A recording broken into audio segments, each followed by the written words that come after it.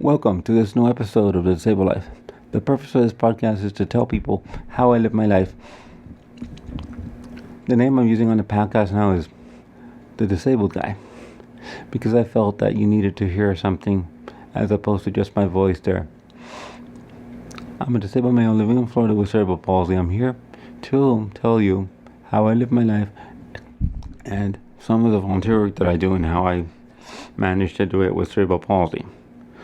Without further ado, let's go into the episode.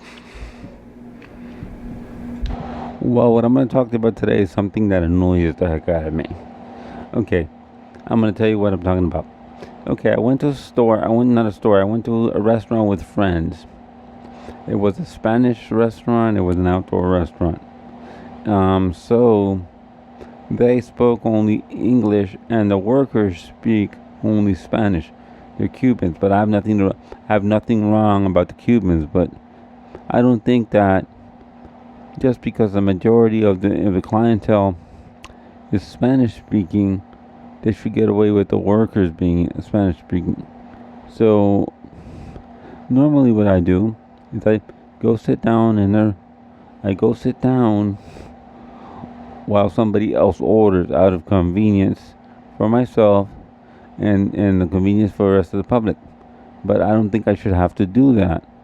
It's okay. So I went with my friends and I was helping them order because I speak Spanish and they speak English. So okay. So a rude person, not a staff member, because that would have been heck to pay if it would have been a staff person. But it was a rude patron said to me, "Go sit down, you're in the way." I said, "Excuse me, ma'am, I'm trying to help them order." So I did this, and I went back and I sat down with them, and we ate our food. But what I'm telling you is these people, these workers at this place in Miami, they don't know. They didn't know any English. One of them spoke wrong and said to someone and said, literally, I'm gonna say it, but it sounds very funny. "What want you?" That way. I'm like, and the person with me looked at me with his face like, "What are you talking about?" So I turned around and I said to her, him. I said, sorry, him. I said to him, "Well, she's asking you, what do you want?" I'm like, oh, "Geez." So okay. So then I, to continue this one. I again still back at that restaurant. I was with friends, and so I was gonna eat the following. I was gonna eat a what I normally eat when I go to this place is a Spanish tamale, Cuban tamale with pork grinds called chicharrón. It's a piece of meat with a bunch of skin. So we eat these things. So I'm like, okay. So what I did is I ordered 2 large tamales, and I also ordered, and I ordered 4, not 3 or 2. I ordered 4 pieces of meat chopped up. And you know what the person said to me? "You eat a lot," in Spanish. And I said, "Oh, okay." I ignore her, but I was like annoyed because I don't think an employee should tell me this. But you know why? Let me tell you. So I ate this because I knew I was going to share food with my colleagues, my friends. So I went in. So we ate whatever.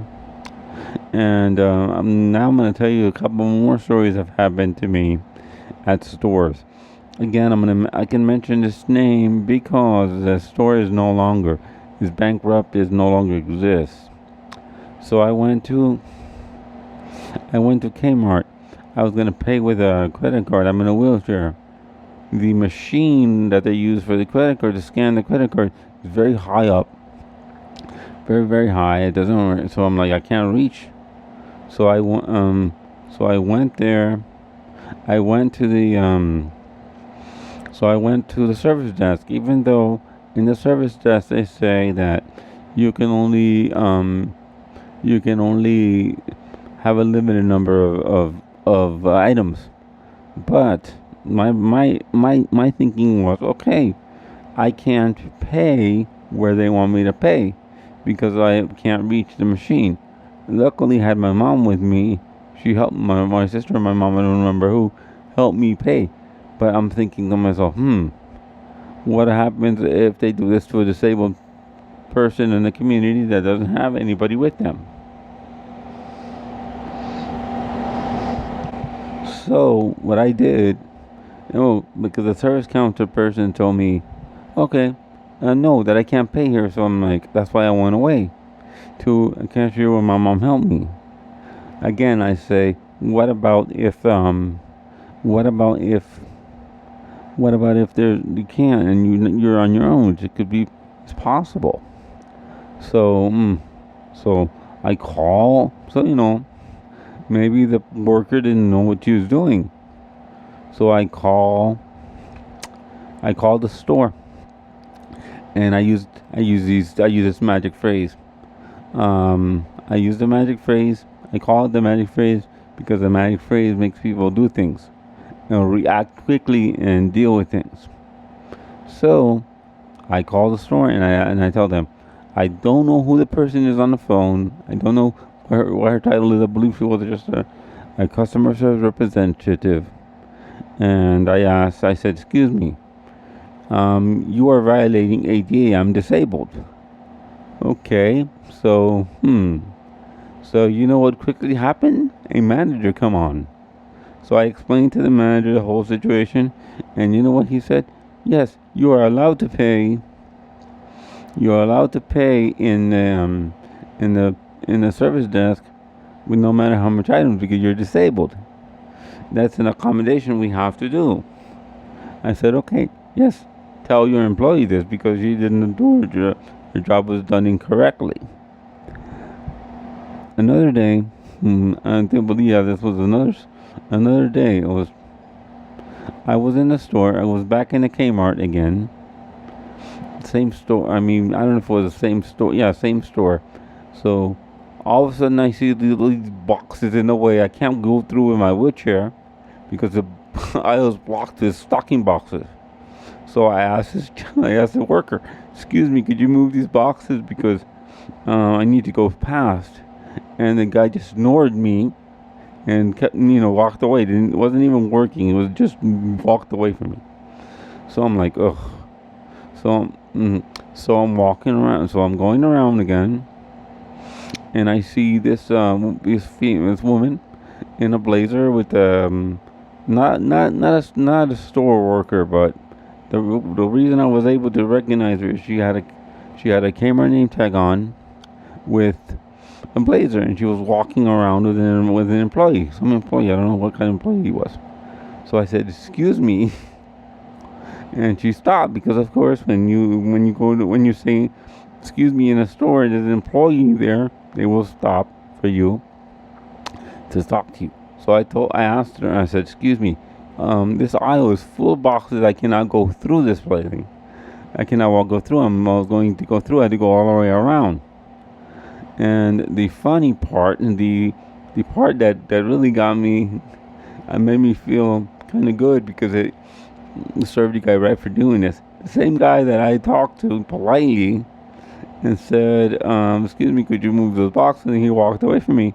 She told him, the employee was a she. She told him, the staff member said, told him to move the boxes. You think he had to done at that point because it wasn't me telling him. It wasn't. It was like a corporate person. This is ironic, ignorant that we have to deal with all these things. And for those of you also that don't remember this, I'm gonna make this other statement. At one point, I had a surgery and I was home, and took it for granted. I forgot that school hours were still going on. So one of the things that I did is I went ahead and I requested a song.